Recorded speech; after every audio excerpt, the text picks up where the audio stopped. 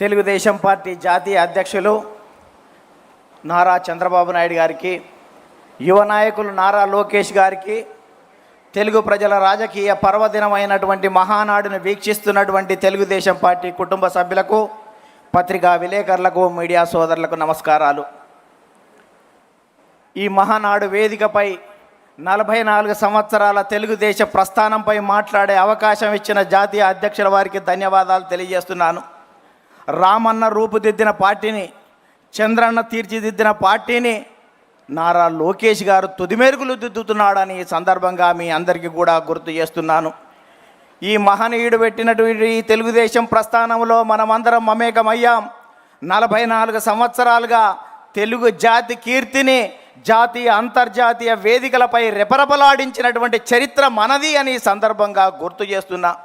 సోదరులారా, స్వర్గీయ నందమూరి తారక రామారావు గురించి మాట్లాడాలంటే, అతని పలకాలంటే పదాలు ప్రవాహాలై సాగిపోతాయి, రాయాలంటే అక్షరాలు అశ్వాలై పరిగెడతాయి.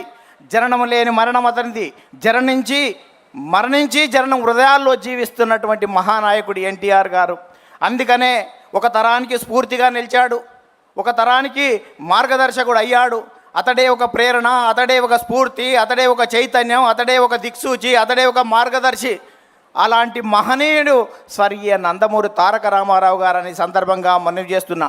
నటుడిగా, నాయకునిగా, సామాజికవేత్తగా, సాంఘిక సంక్షేమ ప్రదాతగా చరిత్రలో సుస్థిరం సాధించినటువంటి స్వర్గీయ నందమూరి తారక రామారావు గారు విలాసవంతమైనటువంటి సినీ జీవితం ఉన్నప్పటికీ ఇవాళ నటనలో అఖిలాంధ్ర ప్రజాగం నీరాజనాలు అందుకుంటున్న వేళ, తెలుగువాడిలో ఆత్మగౌరవం అడుగంటిపోతున్నటువంటి వేళ, ఢిల్లీ పురవీధుల్లో దిగజారుతున్న తెలుగువాడి ఆత్మగౌరవాన్ని పరిరక్షించాలని, 2000 సంవత్సరాల చరిత్ర కలిగినటువంటి తెలుగు జాతికి గుర్తింపు దక్కాలని, గాఢాంధకారంలో ఉన్నటువంటి తెలుగు జాతికి వెలుగులు ప్రసాదించాలని, గడీలలో ఉన్నటువంటి రాజకీయాన్ని గరీబోళ్ళ ముందు ఉంచాలని, అధికార పార్టీ అంతులేని అరాచకాలకు అడ్డుకట్ట వేయాలని ఇవాళ తెలుగుదేశం పార్టీని స్థాపించినటువంటి చరిత్ర స్వర్గీయ నందమూరి తారక రామారావు గారిదని ఈ సందర్భంగా మనవి చేస్తున్నా. అందుకనే ప్రారంభించినప్పుడు చెట్టు మీద కూర్చున్నటువంటి పక్షి కొమ్మ బలాన్ని నమ్ముకోదు, తన రెక్కల బలాన్ని నమ్ముకుంటుంది. తెలుగుదేశం పార్టీ కార్యకర్తల బలగాన్ని నమ్ముకుంటుంది. కాబట్టి స్వర్గీయ నందమూరి తారక రామారావు గారు ఆ రోజే కార్యకర్తలను తయారు చేసినటువంటి చరిత్ర ఉంది. కార్యకర్తలకు అధ్యయనం, శిక్షణ, క్రమశిక్షణ, సేవాభావం, సేవనిరతి రాజకీయాలలో తీసుకొచ్చినటువంటి చరిత్ర స్వర్గీయ నందమూరి తారక రామారావు గారిది. అందుకనే కార్యకర్తలనే నాయకులుగా తయారు చేసినటువంటి చరిత్ర స్వర్గీయ నందమూరి తారక రామారావు.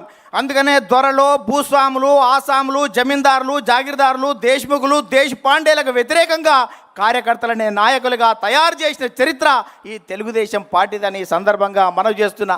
ఈ 44 సంవత్సరాల తెలుగుదేశ ప్రస్థానంలో గ్రామాలకు మౌలిక సౌకర్యాలు ఇచ్చాం, ప్రజలకు సంక్షేమ ఫలాలు అందించాం, ప్రజలకు రాజకీయ చైతన్యం ఇచ్చాం, బలహీన వర్గాలకు రాజకీయ జీవితం ఇచ్చాం, సామాజిక మార్పులకు శ్రీకారం చుట్టాం, ఆర్థిక అభివృద్ధికి అందలం వేశాం, నిమ్న జాతుల ఉద్ధరణ కోసం, బడుగు జన ఉద్ధరణ కోసం బాటలు వేశాం, దేశ రాజకీయాలనే సమూలంగా మార్చివేసినాం, రాష్ట్ర రాజకీయాలని, దేశ రాజకీయాలను ప్రపంచవ్యాప్తంగా మార్చివేసినాం. ఇవాళ ప్రధానమంత్రుల, రాష్ట్రపతి ఎన్నికల్లో ప్రధానమైనటువంటి భూమికను పోషించాం. అందుకనే తెలుగుదేశం పార్టీ ప్రపంచవ్యాప్తంగా అనేక దేశాల్లో జెండా ఎత్తి తెలుగువాడి ఆత్మగౌరవాన్ని పాటించినటువంటి చరిత్ర మనది అని సందర్భంగా గుర్తు చేస్తున్నా. అందుకనే స్వర్గీయ నందమూరి తారక రామారావు గారు 2 రూపాయల కిలో బియ్యం, జనతా వస్త్రాలు ఇచ్చాడు, మహిళలకు ఆస్తిలో హక్కు ఇచ్చాడు, రైతులకు రాయితీలు ఇచ్చాడు, మధ్యాహ్న భోజన పథకం పెట్టాడు, మండల వ్యవస్థను ఏర్పాటు చేశాడు. ఇన్ని రకాల కార్యక్రమాలు ఏర్పాటు చేసి ఈ దేశానికి సంక్షేమాన్ని పరిచయం చేస్తే ఆ తర్వాత వచ్చినటువంటి నారా చంద్రబాబు నాయుడు గారు విద్యార్థిగా, విద్యార్థి నాయకునిగా, గోల్డ్ మెడలిస్ట్గా, ఎకానమిస్ట్గా, ఎమ్మెల్యేగా, మంత్రిగా, ముఖ్యమంత్రిగా, ప్రతిపక్ష నేతగా, ఎన్డీఏ కన్వీనర్గా సుదీర్ఘ రాజకీయ అనుభవం ఉన్న చంద్రబాబు నాయుడు గారు అనేక సంస్కరణలు, జన్మభూమి, ప్రజల వద్ద పాలన, ఆకస్మిక తనిఖీలు, ఫ్లైఓవర్లు, ముందడుగు, చైతన్యం, ఆదరణ, దీపం, రోషిని వంటి పథకాలు పెట్టి అనేక సంస్కరణలకు శ్రీకారం చుట్టినటువంటి చరిత్ర నారా చంద్రబాబు నాయుడు గారిది. అందుకనే 44 సంవత్సరాలు గడుస్తున్నా నారా అంటే జనం రారా అని పిలుస్తున్నటువంటి చరిత్ర ఈ రాష్ట్రంలో ఉందని. అందుకనే చంద్రబాబు నాయుడుకు ప్రపంచవ్యాప్తంగా ఉన్నటువంటి అవకాశాలను యువత పునికి పుచ్చుకొని వెదికి పట్టుకోవాలనే ఉద్దేశంతో ఇవాళ విద్యకు ప్రాధాన్యత ఇస్తే ఇవాళ హైదరాబాద్ ఉమ్మడి రాష్ట్రంలో మైక్రోసాఫ్ట్ వచ్చింది, ఇన్ఫోసిస్ వచ్చింది, IRDA వచ్చింది, IIIT వచ్చింది, నల్సార్ వచ్చింది, నిఫ్ట్ వచ్చింది, ఇవాళ నేషనల్ కన్స్ట్రక్షన్ వచ్చింది, బయోటెక్నాలజీ పార్కు వచ్చింది, హైటెక్ సిటీ వచ్చింది, శిల్పారామం వచ్చింది. ఇవాళ భారతదేశంలో ప్రపంచంలో తెలుగువాడి ఖ్యాతిని నలుదికలా విస్తరించినటువంటి చరిత్ర ఇవాళ చంద్రబాబు నాయుడు గారు దాన్ని ఈ సందర్భంగా గుర్తు చేస్తున్నాను. అందుకనే ఈ రాష్ట్రం విడిపోయిన తర్వాత కూడా ఇక్కడికి మనం ఐటీ గురించి ఆలోచిస్తే సార్ ఏఐ గురించి, క్వాంటం గురించి, ఇవాళ డేటా సెంటర్ల గురించి మనకంటే ముందు ఆలోచిస్తున్నటువంటి మీ నాయకత్వంలో ఈ రాష్ట్రం సుభిక్షంగా ఉంటుంది. తెలుగు జాతి కీర్తి కోసం మీరు ఎంత ముందుకెళ్ళినా మేము రావడానికి సిద్ధంగా ఉన్నామని ఈ సందర్భంగా గుర్తు చేస్తూ, యువ నాయకుడు నారా లోకేష్ గాలిపటంలా ఎంత గాలి ఎక్కువ వస్తే గాలిపటం పైకెగిరినట్టు ఇవాళ అనేక రకాలుగా ఇబ్బందులతో ఎదిగినటువంటి నారా లోకేష్ గారి నాయకత్వంలో భవిష్యత్తులో మరింత రాజుదేల్తామని ఈ సందర్భంగా గుర్తు చేస్తూ ఒక చిన్న కథ ఈ రాష్ట్రంలో ఉన్నటువంటి ప్రతిపక్ష పార్టీలకు అందరికీ గుర్తు చేస్తాను. ఒక ఇద్దరు రాజులు పోరాటం చేసేటప్పుడు ఎవరో ఒకరు గెలుస్తారు, గెలిచిన వారు ఓడిన వారికి మరణశిక్ష విధించాలని చెప్పారంట. ఇద్దరు రాజులు పోరాటం చేసిన తర్వాత ఒక రాజు ఓడిపోయిన తర్వాత గెలిచిన రాజు ప్రజలే చెప్పారు కాబట్టి మరణశిక్ష వేయమని చెప్పాడంట. మరణశిక్ష వేసే సమయంలో ఆ తాడు తెగిపోయింది. తాడు తెగిపోతే మళ్ళా అతను ఉరిదీసేవాడు రాజుకాడికి వచ్చి, రాజా ఉరిదీసే సమయంలో తాడు తెగిపోయిందంటే వాని పాపాన వాడు పోతాడు, వాని క్షమించురా అన్నాడంట. క్షమించురా అని చెప్తే మళ్ళీ అక్కడికి వెళ్ళాడంట. వెళ్ళి మీ రాజు ఏమన్నాడు అన్నాడంట. ఏమన్నాడు అంటే మా రాజు నిన్ను ఉరిదీయొద్దంటాడు అనుకున్నావు కదా అన్నాడంట.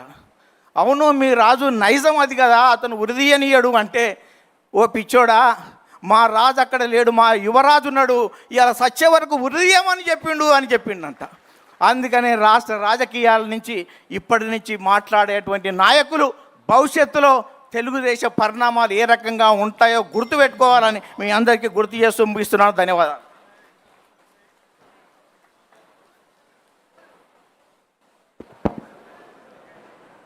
మాటల మాంత్రికుడు నన్నూరు నర్సిరెడ్డి గారు మరొక్కసారి తెలుగుదేశం పార్టీ కుటుంబ సభ్యులందరినీ కూడా చైతన్యపరిచే విధంగా అద్భుత ప్రసంగం చేసినందుకు వేదిక ద్వారా హృదయపూర్వకమైనటువంటి అభినందనలు తెలియజేసుకుంటూ ఈ యొక్క తీర్మానాన్ని బలపరచడానికి క్షేత్రస్థాయిలో